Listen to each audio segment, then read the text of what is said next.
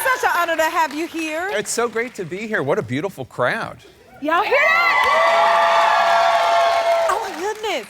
Okay, so it's been more things happening in the news more now than ever, like in the world right now. What is that like for you? How do you not get overwhelmed? I do get overwhelmed. Do you? I don't have my phone with me, but I'm right now like worried that I'm missing something. Like I wonder what's happening, because it does feel like with the wars and the hurricanes and the natural disasters, and every 30 seconds there's some big development in the presidential race. Yeah, it's wild. It is wild. I've been in this business for a few decades now, but I've never seen it like this. Wow, 25 years that Yeah. is, which is amazing. What do you think is the biggest change from news, how it was distributed 25 years ago to now? Well, I think social media and the internet has had, in some ways, a great effect on information, in the sense that we can get information from so many different kinds of voices that we weren't necessarily hearing before, and we can learn things like in real time. Like for instance, somebody will be somewhere on the site of something and they can shoot it and you see it on Twitter or Instagram or whatever. But there's also, with the democratization of information, some sources are not good sources. How do you take care of your mental health? I go home and I do not watch the news. I do not watch the news at all. No, I turn it off and I watch, I binge shows with my wife, or my son likes Impractical Jokers or Friday Night Lights. I watch with him. If Alice will let me, we'll watch Only Murders in the Building together. But yeah, I'm a big entertainment person at home. Okay. We have 3 dogs. I'm all about that, and I'm not about the news. So you get away from it all. I have to get away with it, because it's my life every other moment of the day. Yeah. You Okay, know? that makes a lot of sense. And then seeing the devastation in Florida and North Carolina, how media coverage affect people and how they respond and how to prepare for it. I feel like that's really when the news media, especially broadcast media, the TV and radio, is so important, because when the hurricane's coming, we're just there. We're talking to officials on the ground. We're talking to experts. We have reporters all over Florida and North Carolina telling us what's going on, what they're hearing. And we're just like warning people, this is what's going on, this is where it's going to hit. It's the purest form of journalism I think there is, because it's just a direct service. Here's experts, here's our reporters experiencing it. Here's what you need to know. And I feel like that's really important. The internet can be so great in so many ways, but when it comes to vetted sources of information, that's where the traditional news media really can shine. I love that, traditional. Okay, so the elections are getting closer. It's getting closer and closer, and you've been covering them for over 25 years. Yeah. So how is this one different? Well, it's different in a billion different ways. First of all, Donald Trump, this is his 3rd time running for president, the 3rd time as a nominee. Obviously, the January 6th insurrection is unprecedented, and the fact that he got his party's nomination after that, pretty remarkable. Kamala Harris, the Democratic nominee, didn't actually run, right? Joe Biden pulled out, and then she kind of just assumed it, and the delegates went to her. So that's unprecedented. She raised $1 billion since July. $1 billion since July. I mean, I'm old enough. I remember when Barack Obama was running for president, and he had a quarter where he raised $20 million, and everybody went crazy, like, oh my God. Like, $20 million is not even half of what Kamala Harris is spending in Pennsylvania on TV ads. Like, it's so much bigger. And then, obviously, the race is so close. I have never been this close to an election where I thought, I really have absolutely no idea who's going to win. I have no idea. And I don't care, which camera should I talk to here? But like, I don't care who you're voting for, but if you're out there, over you, I don't care who you're voting for, you need to vote. You need to vote. Your voice is really, really important. Again, I don't care if you're voting for Trump or Harris or whatever, but like, you need to count, because it is down to the wire. It's down to the wire, and that's why we should vote. I was going to ask you that question, but you beat me to it. Our next guest is a New York Times bestselling author. Her new book is called Use Your Voice.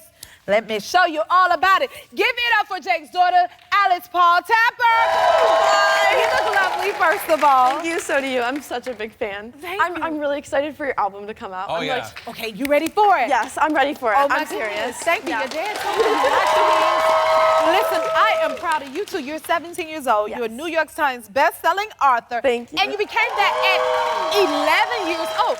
How are you of I you and couldn't your be daughter? prouder. I could. Both my kids I'm incredibly proud of, but Alice, in this book, she took the worst thing that ever happened to her and she turned it into advocacy so that nobody else would have to go through what she went through at the hospital. Wow. It's really incredible. I'm so proud. Because if she had gone through that and then just decided she wanted to be goth and like just moody and, you know, everybody would have understood it. But instead she became a superhero. What? Look at that. You became a superhero. How does that make you feel to hear your dad say such lovely things about you? My parents are very supportive. I'm very, very grateful, but yes.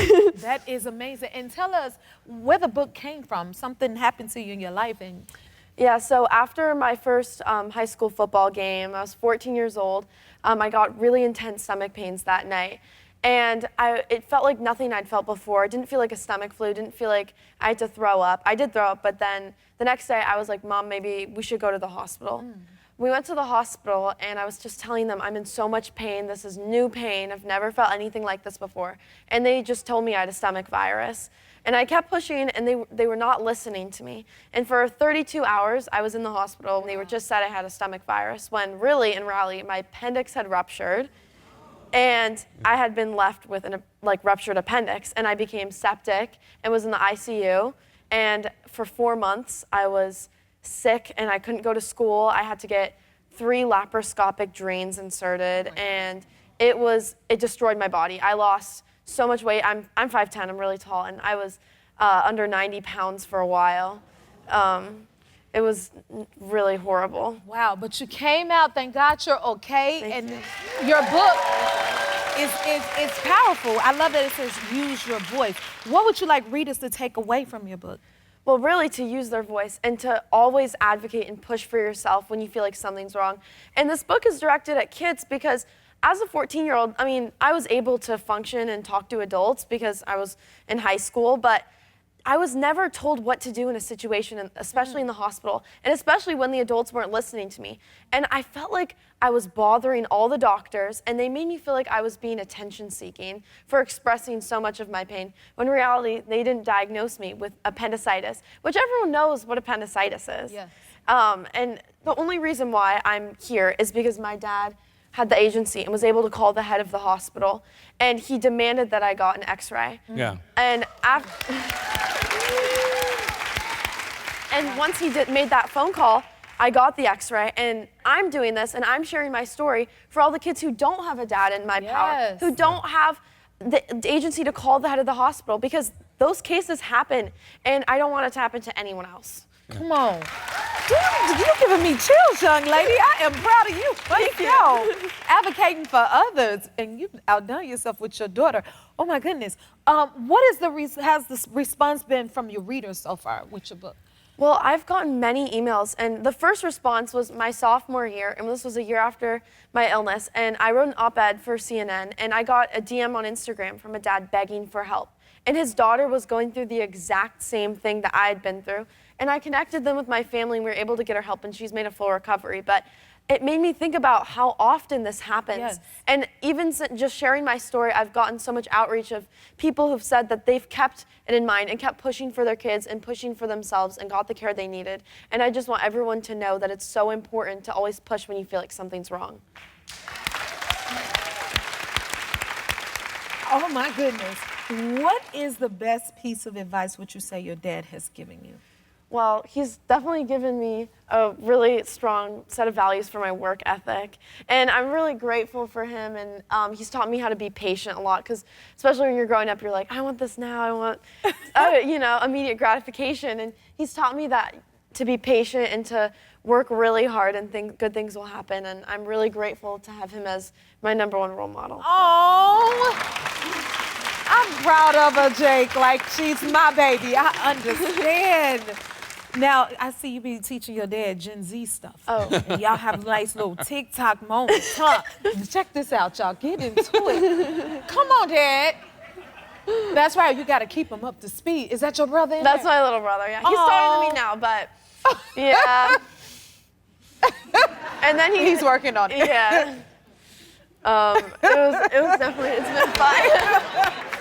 What do you think? I was going to ask her, what does she think of your dance moves? But what are you thinking of why are you looking like that? I don't think I realized that those posted. That's what happens. You're doing okay. You're doing amazing because your daughter is Yeah. awesome. Very Thank proud. you guys so much for being here.